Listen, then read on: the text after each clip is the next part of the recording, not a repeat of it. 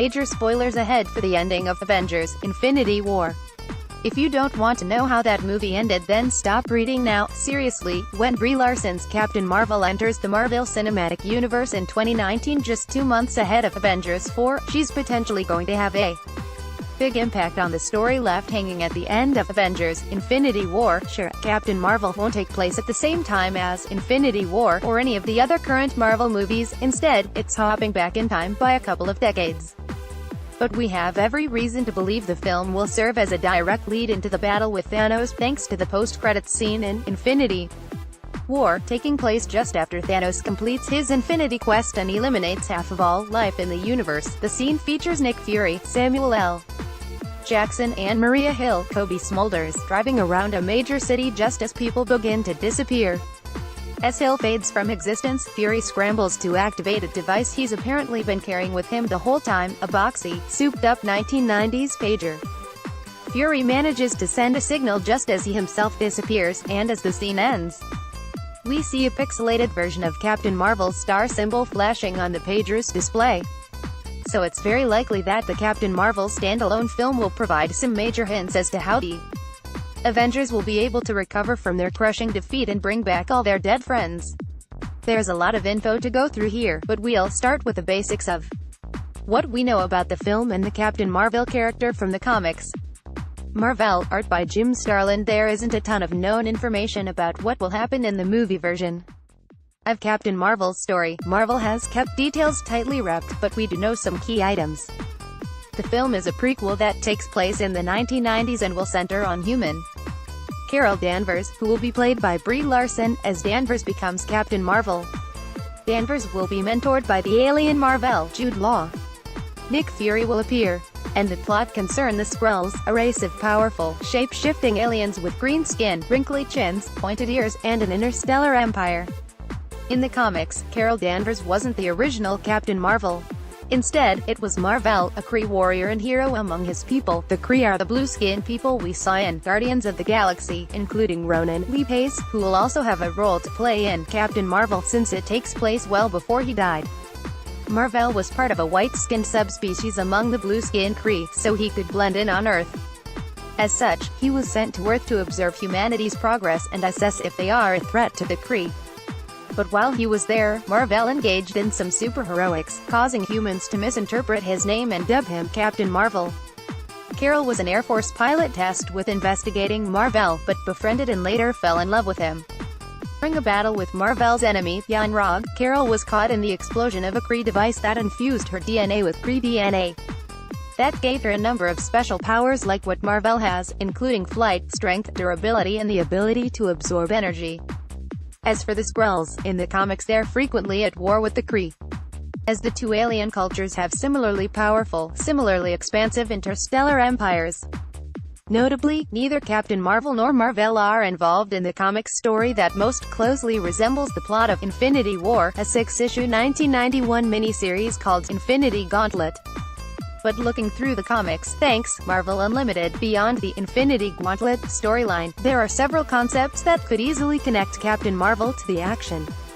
First, Thanos and Mar-Vell have a ton of history in the comics. Mar-Vell was enlisted to stop Thanos' nihilistic plans in the comics, and was given the mantle of Protector of the Universe by a cosmic guardian entity called Eon. His capacity as Protector of the Universe allowed Mar-Vell to get a powerful artifact, the Cosmic Cube, away from Thanos after he used it to take over the universe. When Thanos briefly left his body as a cosmic astral projection, Mar-Vell used the opportunity to nab the cube, return time to a point before Thanos took over, and destroy it. The Cosmic Cube has a counterpart in the Marvel Cinematic Universe, the Tesseract, aka the Space Infinity Stone, though it's not an Infinity Stone in the comics. Captain Marvel involved with Titan, a major location in the movie version of Infinity War, where he helped powerful beings known as the Eternals fight off the moon's world computer, Isaac, which was corrupted by Thanos. Mar-Vell eventually died of lung cancer on Titan, too, and in the comics, Thanos' spirit appeared to lead Mar-Vell to the afterlife. Carol later took over the mantle of Captain Marvel after originally calling herself Ms. All of this certainly sounds pretty relevant to the aftermath of Avengers: Infinity War. It might even explain not only why Nick Fury contacted Captain Marvel, but also why he hasn't contacted her sooner. After all, Infinity War is definitely not the first world-threatening cataclysm the MCU's Earth has faced. Perhaps Marvel was the reason that Thanos didn't go after the Infinity Stones before the start of the MCU. Specifically, Thanos may have had to wait until after Marvel's death. And hanging out with Marvel, Carol Danvers probably would have heard about his exploits fighting Thanos, and she might know how to deal with him. It could be that Captain Marvel was lying dormant to conserve her power to deal with Thanos. Or maybe she's been off Earth, looking for a means of dealing with him, and detailed a specific scenario that would warrant calling her back home. People fading to dust around the world for no apparent reason, which is what sparked Fury's distress call, is certainly very specific. On top of all that, we found another little detail that we think could be very important, involving the Soul Stone. The Soul Stone's appearance in Infinity War was very unusual for the MCU because it was completely out of left field. Its location was never before hinted at, and we never saw its effects hidden in some other form, like we did with others like the Space Stone, Time Stone, Mind Stone, and Reality Stone. The detail we found particularly intriguing is the planet on which it's located, Vormir. In the comics, Vormir is a really obscure reference. It's never actually been depicted on the page as far as we know, and the only thing it's known for is being the home of lizard monster called the Star Stalker that the Avengers battled in a handful of issues in the early 70s. The most compelling detail about Vormir itself is that it's located in Kree space in the Large Magellanic Cloud, which would put it square in the part of space that is very relevant to Captain Marvel. Sort of tangentially interesting is the story of the Star Stalker, from Avengers.